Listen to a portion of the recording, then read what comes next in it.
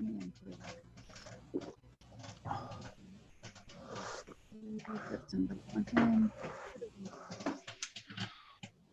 Oh, we're now streaming on YouTube. That's what it's telling me. Okay.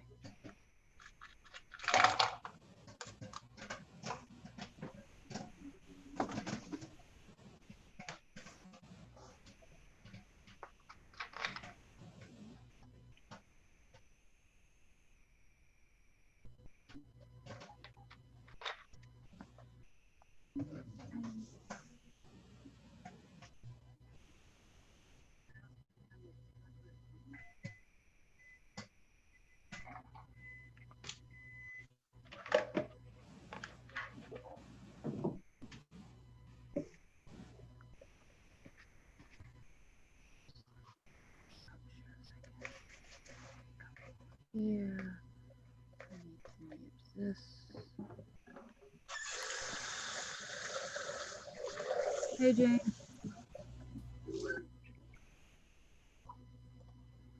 How are you, sir?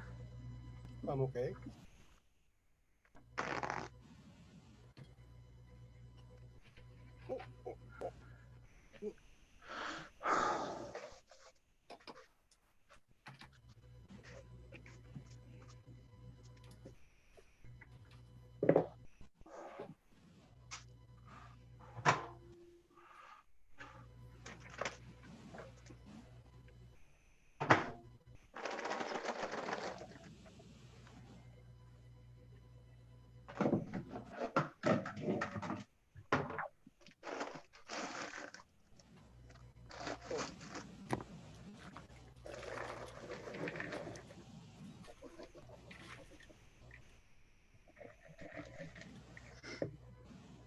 I'm gonna get people to catch up to us and join in. Locally dokily.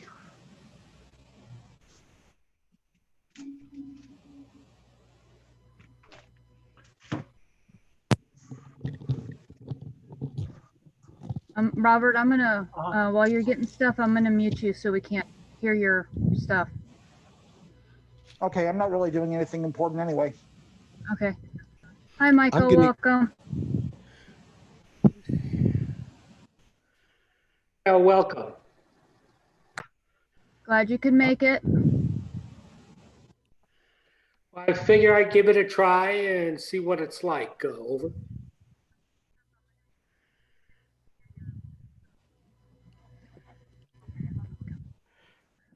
My screen says I'm viewing your screen, not seeing everyone else. One of the new updates is that you need to they have like little different icons now. Let me go ahead and stop share here and share. I'm sharing video, audio set up. I see the four of us. Yeah, where you see our little 4 videos. No, I just see my video. You just see your videos. Okay, up at the top of it, there's a little icons that says show small active speaker, and then there's the one next to it. It shows all of the videos, shows everybody.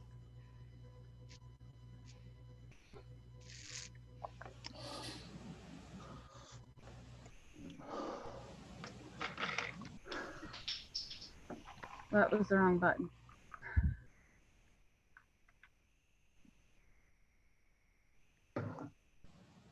Hello? Okay, now you're in here twice. Oh, my screen just locked. Okay, hold on. I'm using the Google Chrome. Let me just jump out and use the actual Zoom app itself. So give me a few moments. Okay. I usually give everybody a few minutes to get in. Any technical bugs, especially since Zoom likes to up in the middle of the night. That let me remove. I'm going to kick his other person out. Oh, I don't want to do that. This gives them a few minutes to get in, and we usually have a few late stragglers.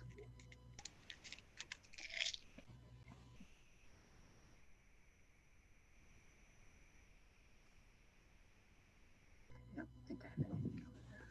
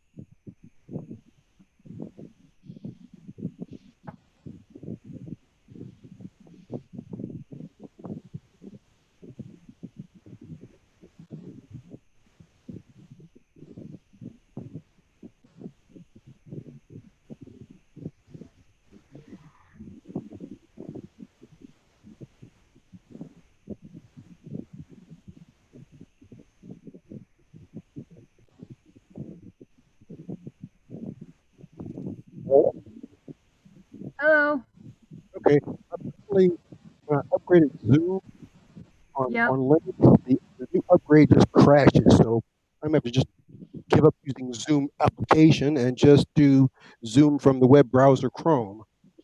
Okay. Yeah, my computer's so old that Chrome can't handle running the Zoom application from there, especially when I'm the host. Oh, So have you tried Vivaldi? no, It, I have like a really old tower computer, and oh, it's in it works so very. it works even on older computers. It even runs Mhm, 32-bit. mhm. It's Okay. it's VIVAD. I'm sorry, VIVALDI. If you Google it, I've tried Okay. it before, and I mean it's great. It even runs on 32-bit systems. It really runs on old stuff, and it does do Pacing the Zoom. Yeah, Zoom. Okay. I may give it a try. yeah. The only reason I'm not using it is that the Chrome or Chromium, I like Mhm. using the integrated, how should I phrase this?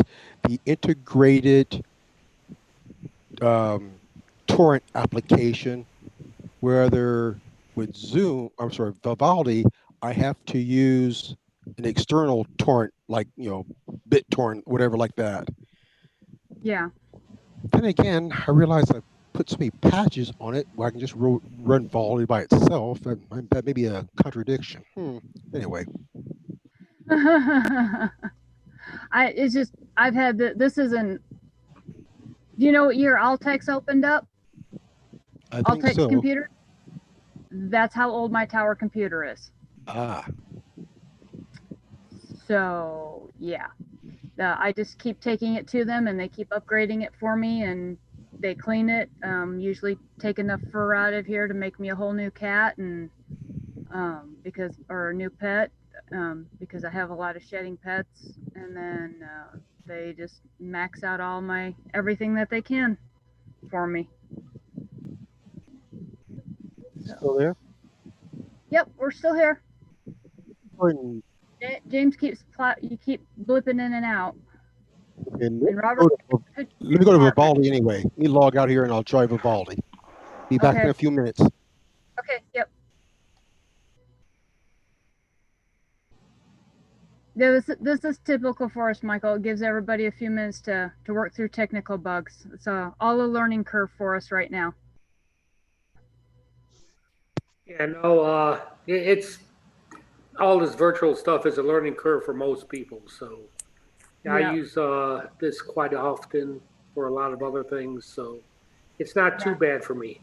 I was using it for teaching, but it was on a controlled server and everything else. But since I've been doing it on my own, I didn't realize how much stuff was on the back end of running a meeting. So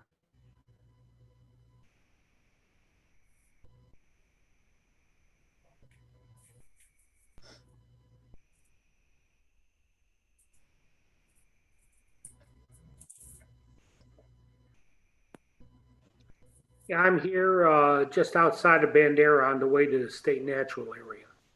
okay, so you're on the other side of Bandera from me. We're over in Pipe Creek, over by Country Accents and Backyard Bistro.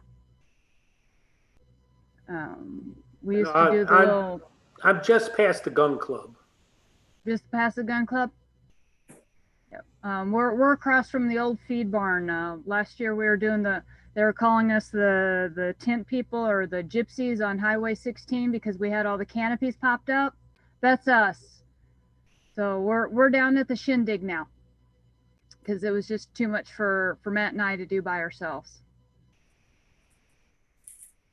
And then I have all these other little programs.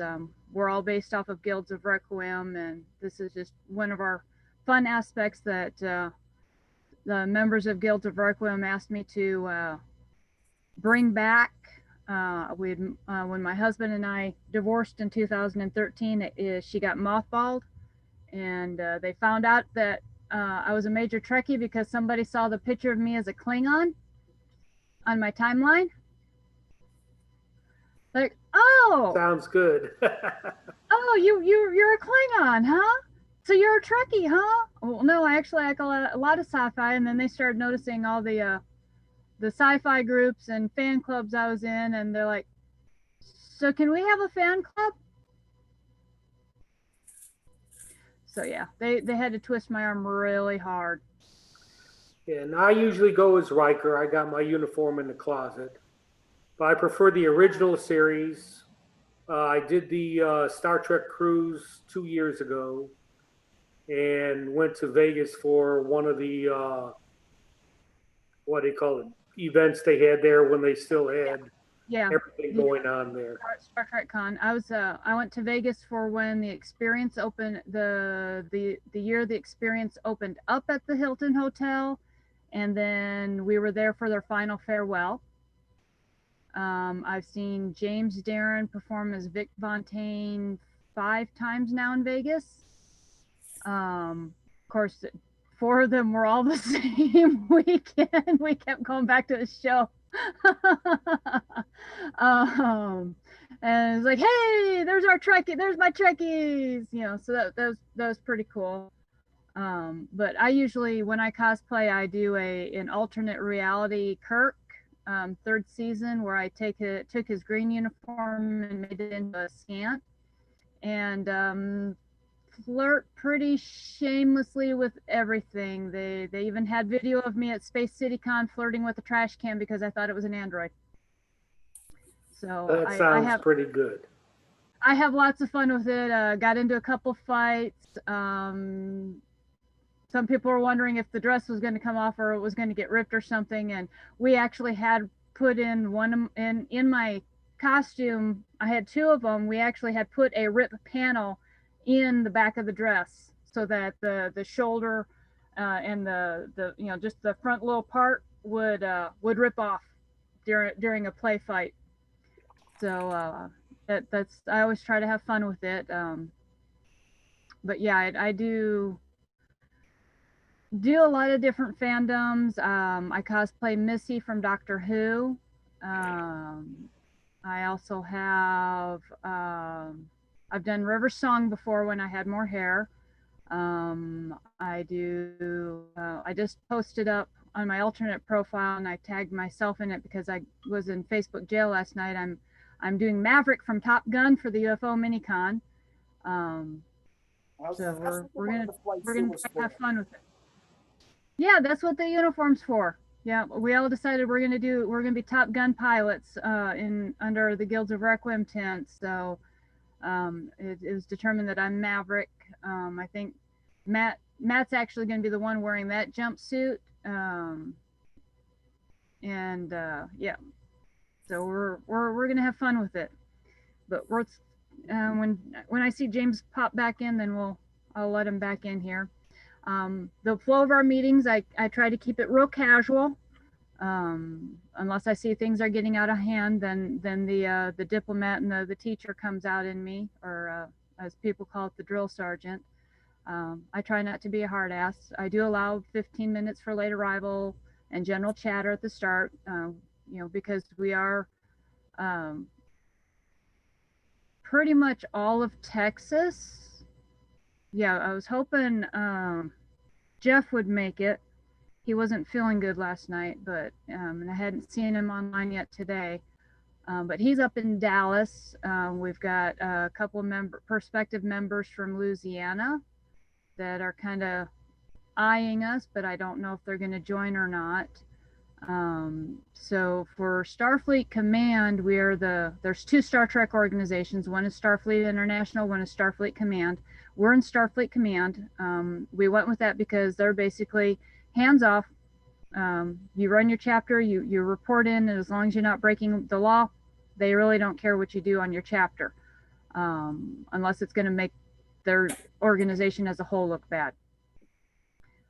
With that being said, the other kind of side benefit to it is we're the only chapter in Texas, Louisiana, Arkansas, Oklahoma, and New Mexico. So that was kind of why back in 2013 we decided a space station. So being out here in Texas and we're down in Corpus Christi, there really wasn't that many fan clubs for that was open and welcoming. It's like either you're Star Trek or you're Star Wars or you're anime or you're this or you're that, or you can't join, you know, you can't, we don't want crossovers in our chapter. And we decided that we wanted to embrace infinite diversity and infinite combination and pretty much allow all fandoms in there. They just need to understand we're playing in the Star Trek sandbox because it was this organization that said, yeah, that sounds like a great idea, let's do it. Well, So that's kind of a quick history of Space Station Requiem in a nutshell. So we do attempt to stay on topic. A lot of us have ADD, ADHD, OCD, ICD, and all the alphabet syndromes. yeah, we have the alphabet syndromes. So we do get off topic every once in a while. I do allow for Q&A at the end. If you see that I'm on a roll because we're getting tight on time, I have 2 hours allotted for this today, so I probably won't do that. But I do know that sometimes we have people following us. I got somebody watching us on YouTube right now. I do try to keep the overall meeting part concise, quick, to the point, and then you know, so I can shut the live feed off for YouTube and let everybody go about their day. So I ask that people use the chat function for Zoom to ask a question that's not relative to our current discussion, and then I'll come back to it at the end. I do not have a set protocol other than be polite. I don't expect you to call me ma'am, sir, fleet captain. If you forget that my name is Robin, that's fine. Hey, you, Kitty. Just don't call me late for dinner. That's pretty much our biggest protocols. We ask everyone to be polite to each other. Ranks and titles, if somebody is a member in our organization or another organization, and that's easier for you to remember them by, go for it. Until you're actually remember their name. We're not doing it just because we're being formal. It's because we forget a lot of people's names. I think 1 month we had 72 people watching our video, and that was a lot of people to try to keep track of as to who was watching and where they were from. So it's not that we're being over stiff and formal. It's just we forgot their name and we just see that what their rank is. We do ask that while we're being live, that be mindful of guests in our topics of conversation, what's behind us, what we're doing. No picking our noses, no, making weird gestures, no, if for some reason one of my service dogs makes me lay down, then Robert will jump in and kind of take over, or just kind of give me a few minutes and I'll be right back. My episodes don't last that long. So our basic agenda stays pretty much the same. It's a recap of our previous meetings. We recap what our departments and duties are on the space station. We have upcoming events, and there's a lot of changes for this month. Biggest one being that we're actually running our own mini convention. We go through earning rank with promotion points and why that's important for our chapter, and then we close the session down for Starfleet Command members only so that we can have our basic monthly meeting. I do allow anyone who is stated that they are interested in joining our chapter to participate in that meeting, just so that they can kind of see what is happening behind closed doors. We do strive for transparency, but sometimes we do have an issue that comes up that we just need to deal with behind closed doors. Come on, computer. So, big question, how's everyone doing right now?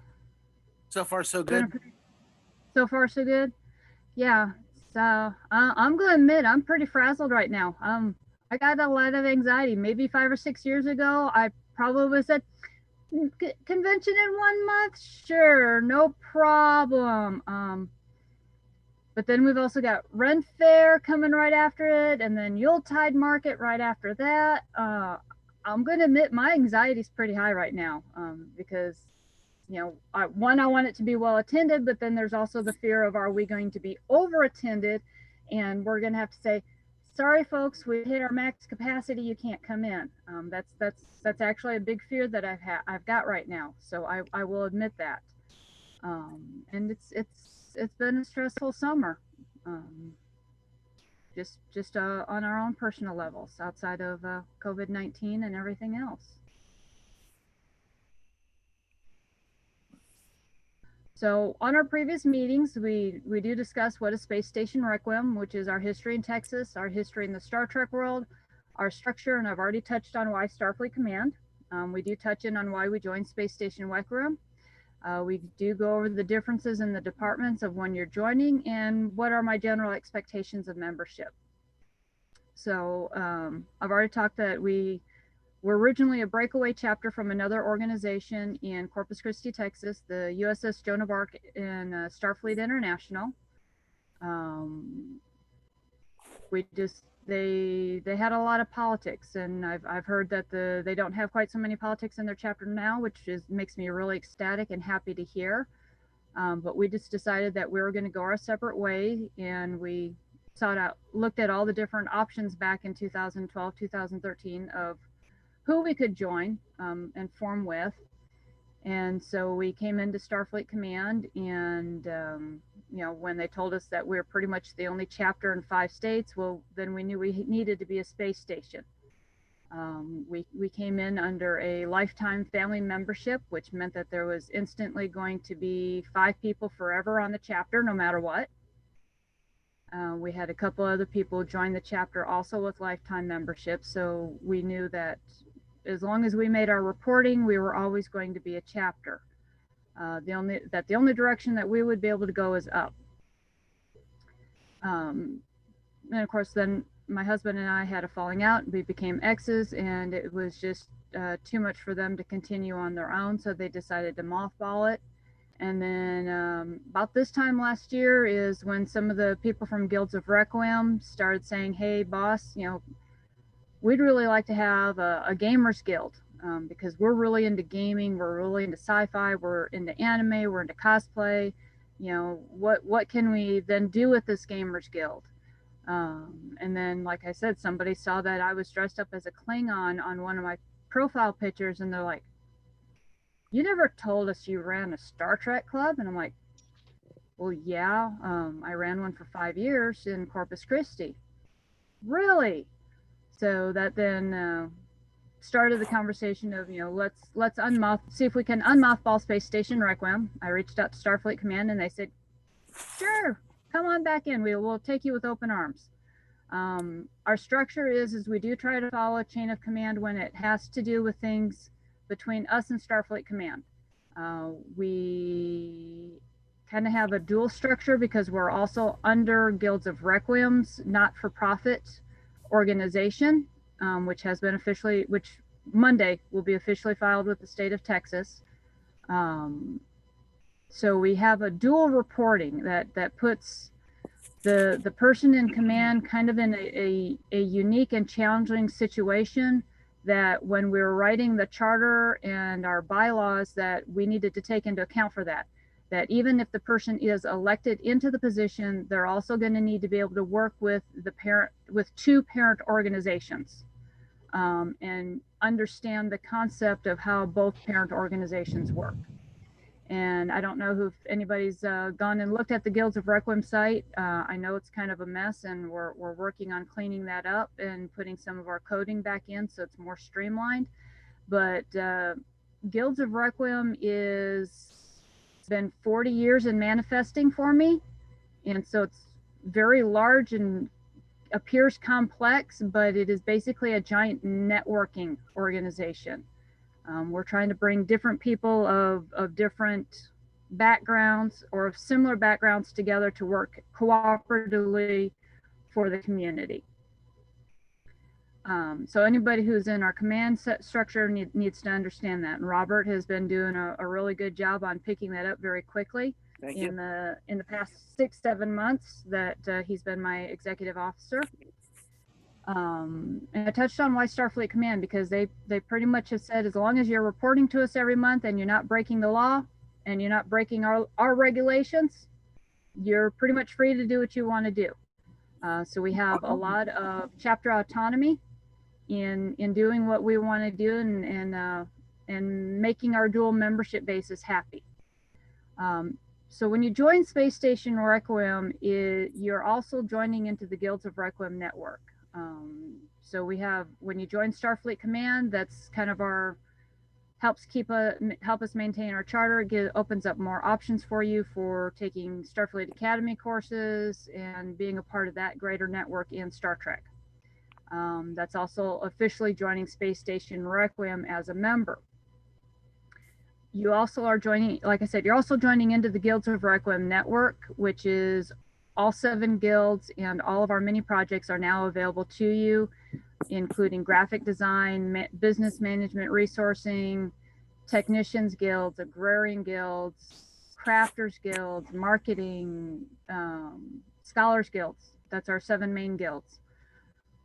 And our Guardians Guild, though that one works in the background, but we will do a review of product labeling to ensure that you're compliant with FDA or whoever it is that you're needing, that you're selling your products for. We do that as a service to a lot of small businesses that make soaps and personal care products and food products under the food cottage laws.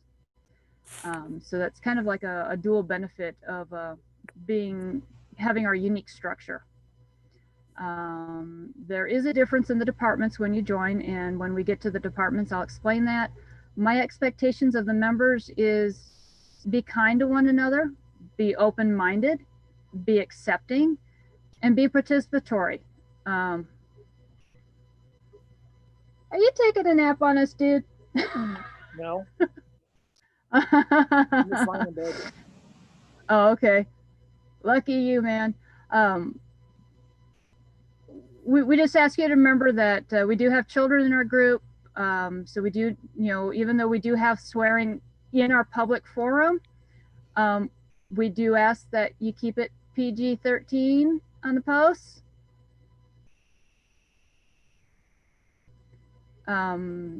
We do ask that the members participate and be a part of the community. That's the big thing of what Requiem is all about, is community. Our departments, we followed what Starfleet Command laid out as the different departments for when you join. In command, there's really only two people who can be in command, and that's the commanding officer and the executive officer, which is myself. My persona's name is Anna Tor, and First Lieutenant Robert Hammock. Our communications, we have designated that to anybody who wants to help with social media, website, or design graphics for Space Station Requiem, or be a part of the Guild of Requiem Merchants Guild. As an extension of that, you can be local or you can be long distance to do that. Engineering, this is where we put our general membership within 50 miles of Pipe Creek. That's basically someone coming in saying, I really don't know what I want to do, but I want to be a part of your club, and until I know more about it, I just want to be a general member. So when you sign up through Starfleet Command, and you're within 50 miles of Pipe Creek, which is pretty much the greater San Antonio area, we ask that you put that you're in engineering. Our Marines are our event and activity coordinators. I think that's just Robert right now, and you're in 2 other fan clubs. You and Janet are both in 2 other fan clubs. No, I'm in this one, and I'm also in SFI. SFI, okay. Who's our Manicore? Didn't we have somebody in Manicore that was posting earlier this year? Or did I don't recall. Lost them? Okay. I think we lost them. We lost them? Okay. Our medical department, or medical and science, I borrowed from the book of USS Joan of Arc, where I was a longtime member and I commanded, and we designated them for charity and community resources. Medical is going to be local, so that's going to be for any local memberships, any local charities. Someone is, hey, I need a ride. What kind of, resources can we find locally to help our members? Science is going to be for long distance. They're going to be the ones who are aware of what national and international charities are happening, and national community resource organizations like suicide prevention awareness groups. Search and rescue, we call, I don't know if you noticed on our beginning slide, we called this our search and rescue department notes. It's because we need to reach to everyone further than 50 miles of Pipe Creek in the greater San Antonio area. So anyone who comes in, they say that they want to be a member, but they don't live right near us, we put them in search and rescue because they're further away. So for all of our members in Corpus Christi are actually, no, Christopher Michael's now in Houston, University of Houston. So those are our search and rescue. Security is been designated for membership services and promotion point tracking. So whoever's going to be in security, I really need them to be aware of Starfleet Command rules and how guilds of Requiem work, or not be afraid to ask. And we're always, always willing to help train and teach people new things. Our events for August and the end of the year, that bummed me out that UFO Festival canceled at Wonderland. I'm almost not surprised. Yeah, it really didn't surprise me, but like within 4 hours of it canceling, somebody messaged our event and asked, why did we cancel? And I'm like, well, we didn't cancel, Wonderland did.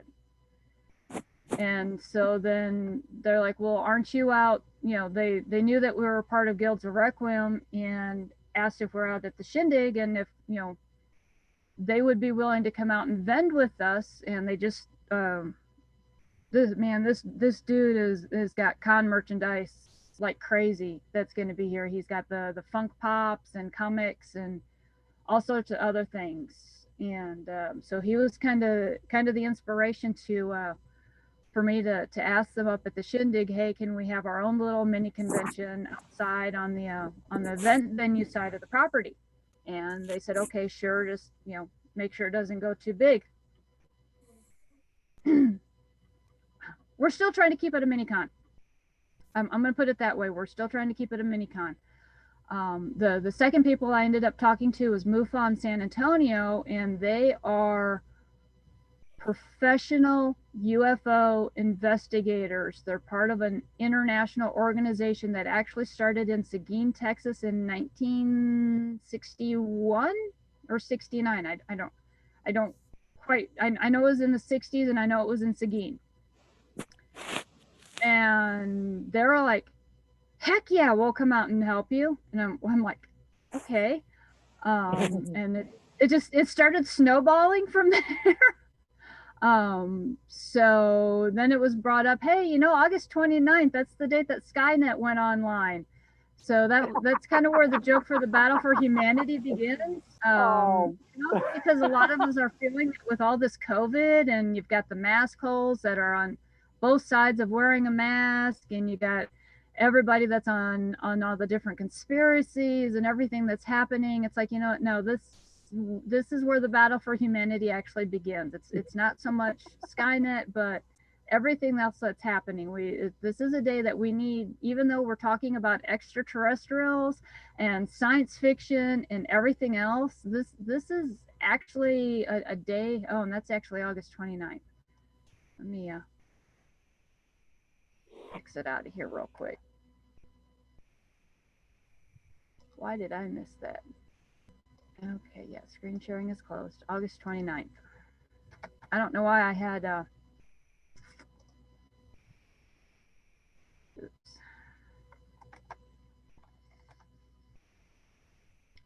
Oh, did I lose everybody? No, I'm still here. Okay, well, my computer just froze on me. Well, this is a pain. Okay, I can see everybody on the on there. Come on. Come on. And show. Let's do this. There we are. Share screen. PowerPoint. Come on. Okay. New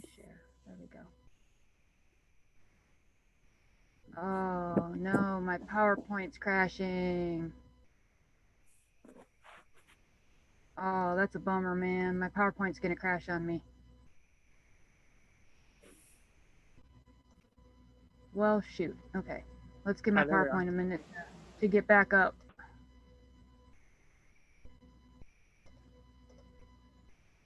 Yeah, I need to just break down and buy a new computer. Eventually. Current slide, there we go. Come on.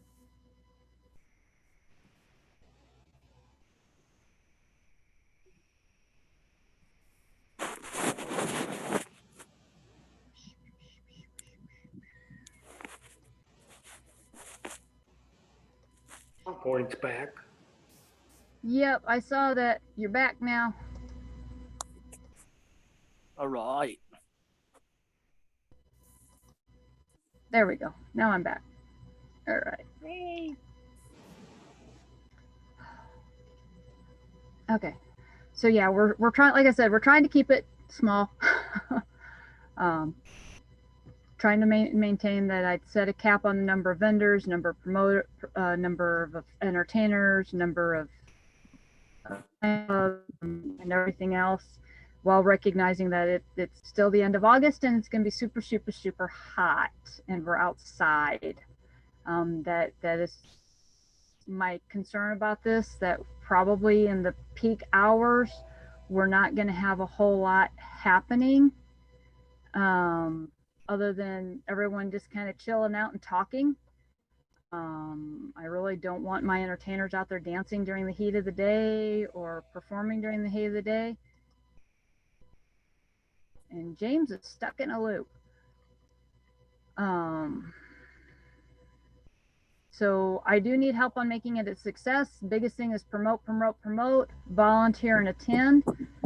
That is kind of what I was showing what these were here earlier. We have the flyers. I'm going to be printing a whole bunch of them out here in a minute. If nobody sees anything wrong with this flyer, make sure I'm not being dyslexic, and make sure that it's legible. It's going to be printed on an 8.5 by 11.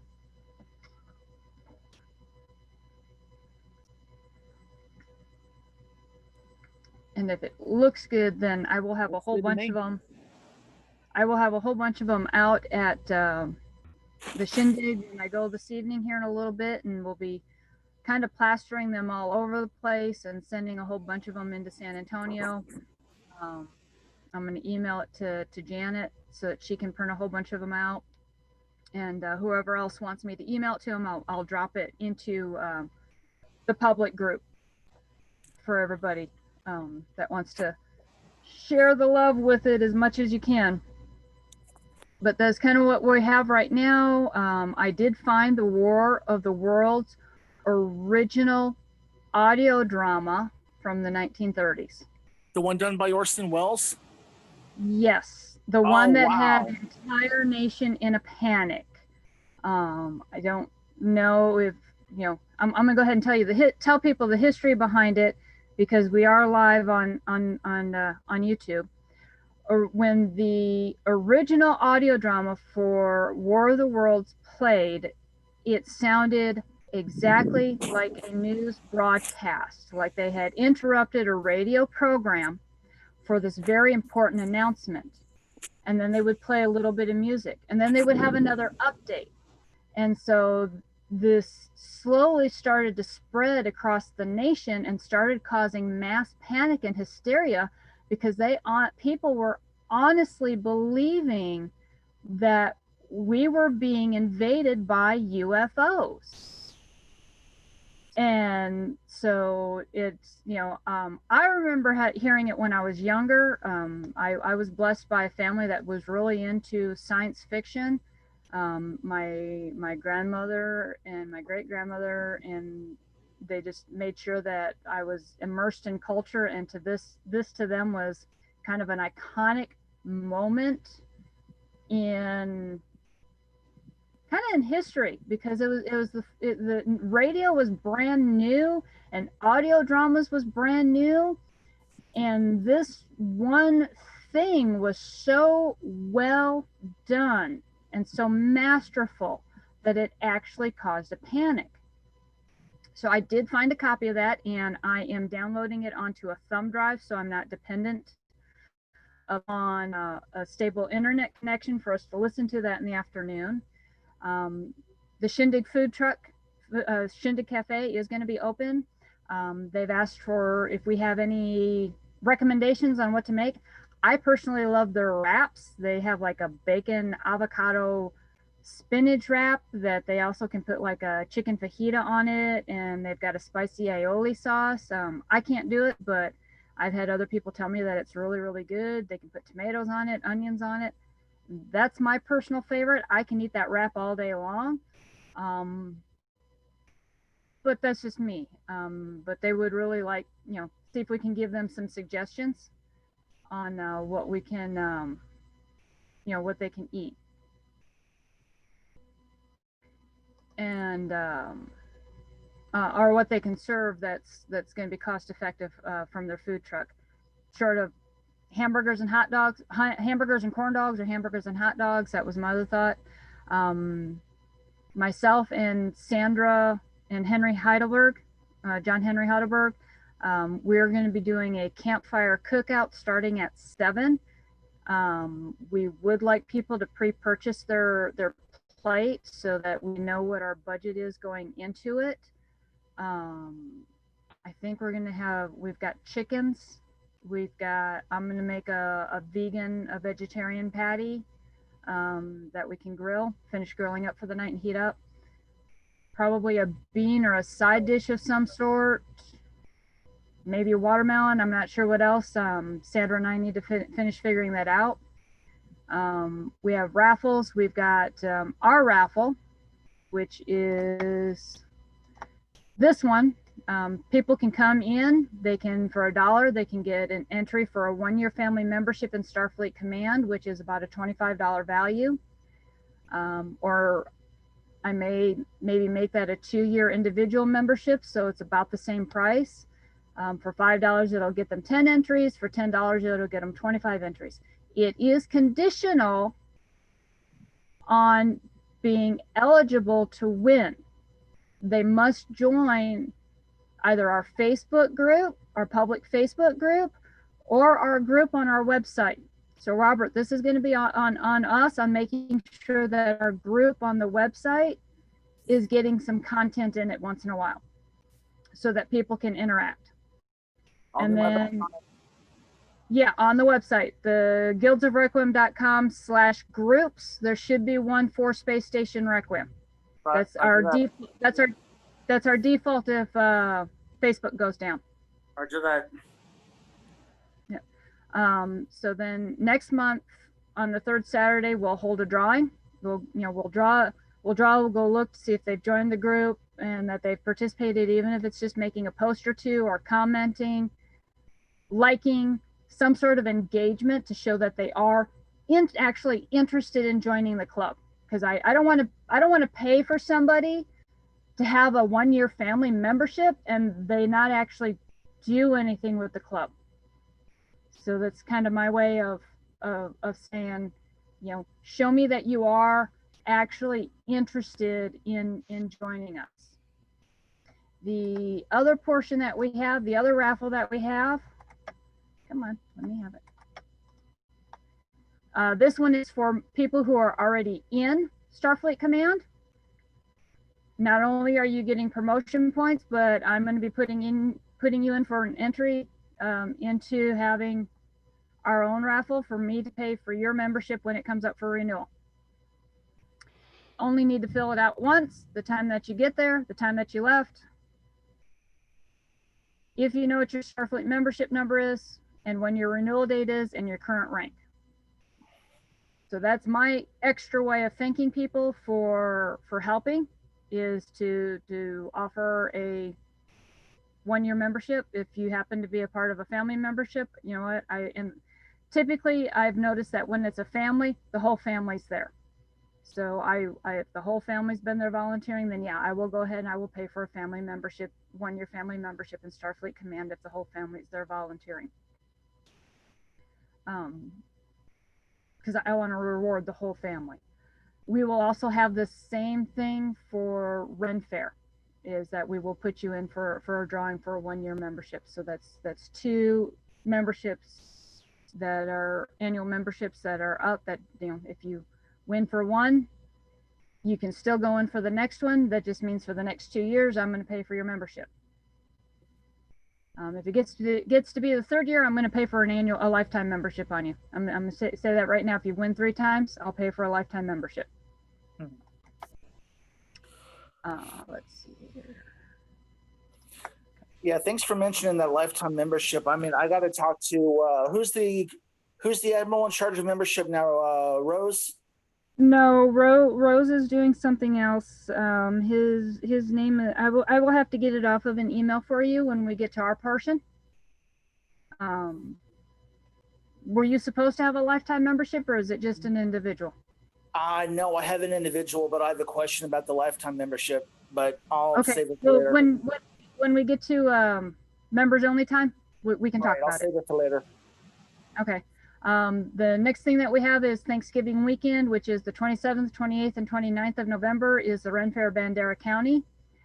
I have absolutely no problem if you are a time traveler coming back into time and, you know, you're violating some sort of directive or whatever, or if you're doing if you come up with a Star Trek inspired Renaissance fair costume. In the Star Trek world, we certainly came across many races that were Renaissance in their dress. So even in sci-fi all around, that happened. So I don't see it being a very big leap in Space Station Requiem being there and calling it a holodeck event, because we are under the Gamers Guild. If you are local today at 5 p.m., we will be at the Shindig for our Homesteaders and Preppers Guild meeting. 6 p.m. today, we're having a planning meeting for UFO Mini-Con, Homesteaders and Preppers Bazaar, Ren Fair, Yuletide Market, and I think we're going to be discussing the Rocky Horror Picture Showcase.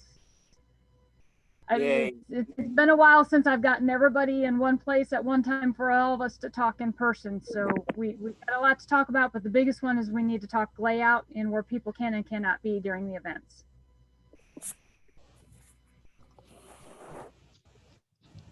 So promotion points. Why do we equate to rank? Why do we have it? How do you earn it? Why do we have it? It's a way of us thanking you for being participatory.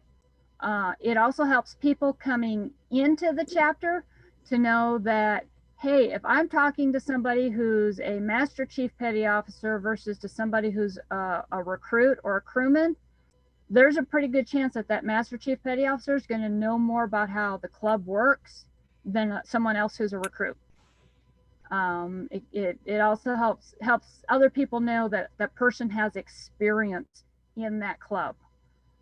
So when we're at just a costume party, if you want to have, 1600, we had this one little kid that had gold pips going all the way around his collar show up to one of our events one time, and got upset because we asked him to, he was just an ensign junior grade in our chapter, and it was an actual event for the chapter that he was at. And we asked him, no, you're just an ensign JG. You need to take it down to that one rank. And he got upset. It's like, no, if people see all those that pins on your collar, one, they're not going to take you serious, or two, they might take you over serious and you're giving them wrong information.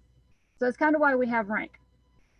How do you earn it? Participation. That's easiest way, participation. If I see that you're participating, you're making posts, you're interacting with posts in the groups, you're volunteering, you're promoting the club, you've got talents that you're willing to share with the club, you've got knowledge to share with the club,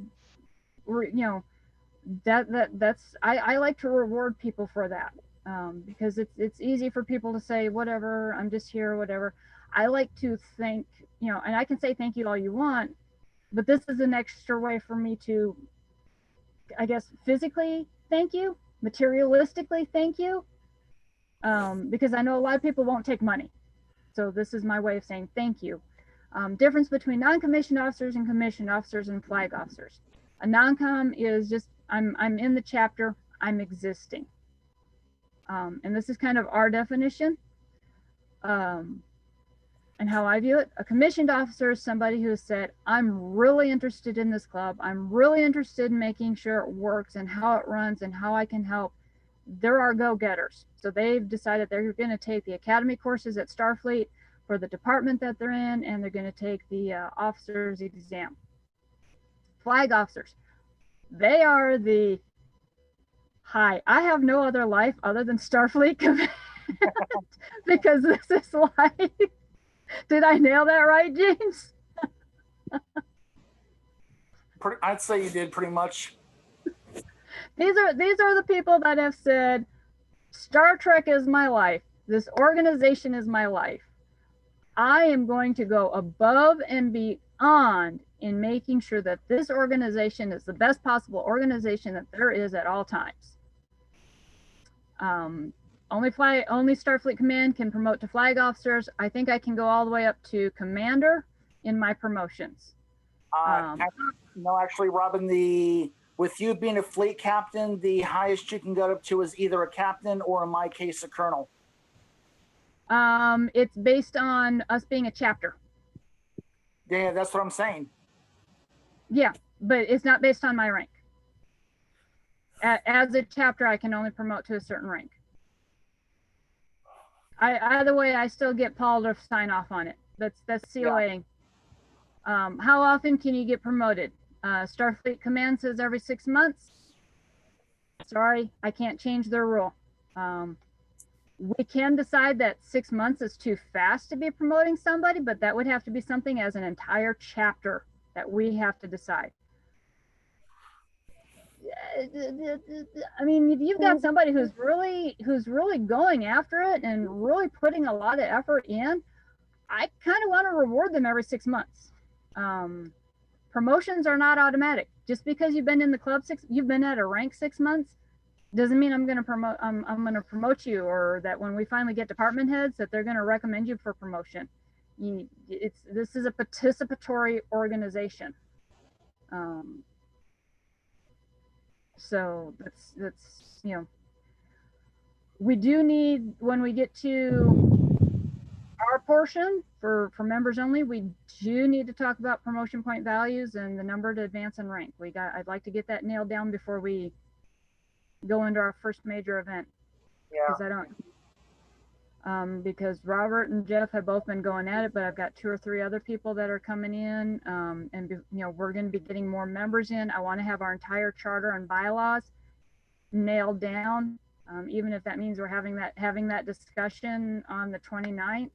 My goal is by September 1st that what we publish up on that website, I have Jeff published up on that website, is our final charter, is our final bylaws. That's how we are running our chapter. At that point, it will take a vote to change everything. Even if it's just, whoever's all involved here vote. Does anybody have any questions? That vote you were just talking about, was that going to be a majority vote, or would that be that's something we would need to decide? Is it going to be a majority vote? Is it going to be a 2/3 vote, 3/5 vote? That's something we'll need to talk about in a minute. Yeah, and actually who the voting would be open to. Yeah, let me go ahead and stop the live share.